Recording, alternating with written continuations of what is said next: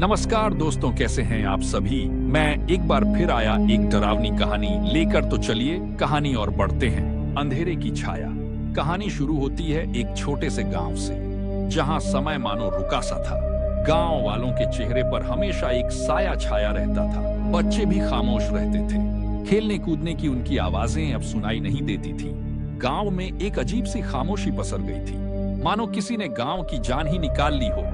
शुरू हुआ था सब कुछ एक रात से। अचानक ही गांव में एक अजीब सी ठंडक घिर गई थी। हवाएं भी रुक सी गई थीं, मानो किसी ने अपनी सांस रोक ली हो। गांव के बाहर जंगल में अजीब सी आवाजें सुनाई देने लगी थीं। चीखें, कराहें कराहें जो रात भर गूंजती रहती थीं। गांव वालों ने डर के मारे अपने घरों के दरवाजे बंद कर लिए। कोई बाहर निकलने की हिम्मत नहीं जुटा पा रहा था। रात बीती, लेकिन डर मन में घर कर गया था।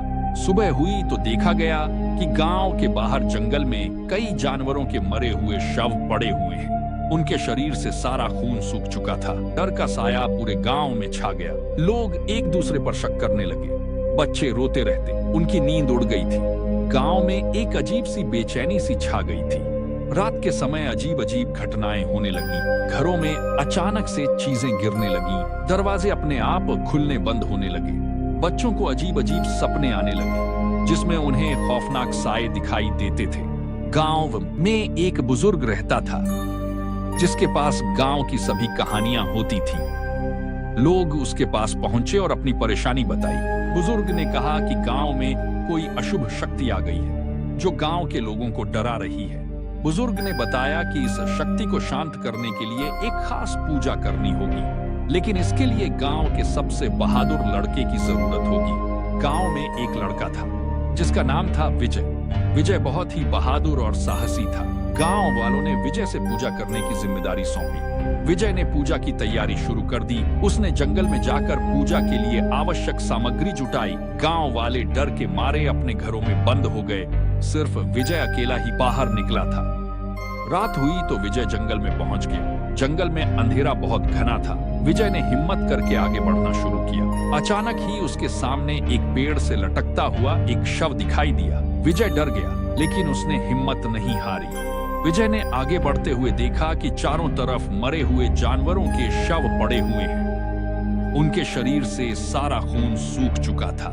विजय को लगा कि वह गलत रास्ते पर आ गया है।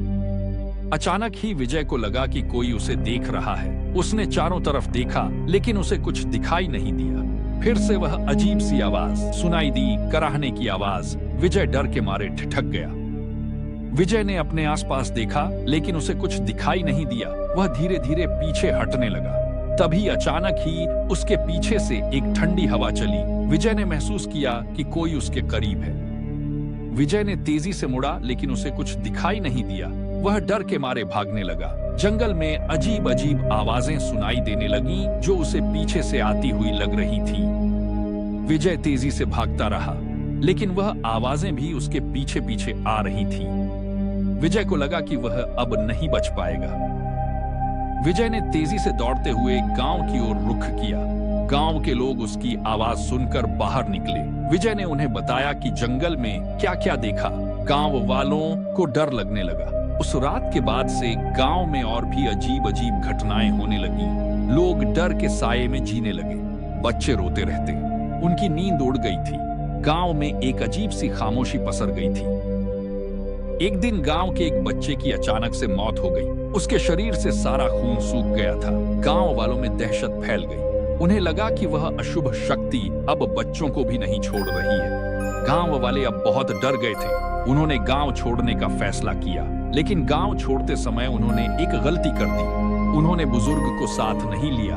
गांव इस वाले जब जा रहे थे तो उन्होंने देखा कि बुजुर्ग अपने घर के बाहर बैठा हुआ है। उन्होंने उसे बुलाया, लेकिन बुजुर्ग ने कहा कि वह कहीं नहीं जा रहा है।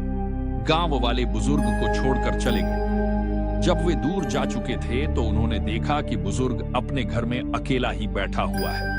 कुछ समय बाद गांव में एक अजीब सी आग लग गई। गांव पूरी तरह से जलकर खाक हो गया, लेकिन आग बुझने के बाद भी गांव में एक अजीब सी ठंडक बनी रही। कहा जाता है कि आज भी उस गांव की आत्माएं भटकती रहती हैं। रात के समय वहां से गुजरने वाले लोगों को अजीब अजीब आवाजें सुनाई देती हैं। और कहते हैं कि उस गांव में जो भी जाता है वह कभी वापस नहीं लौट पाता है।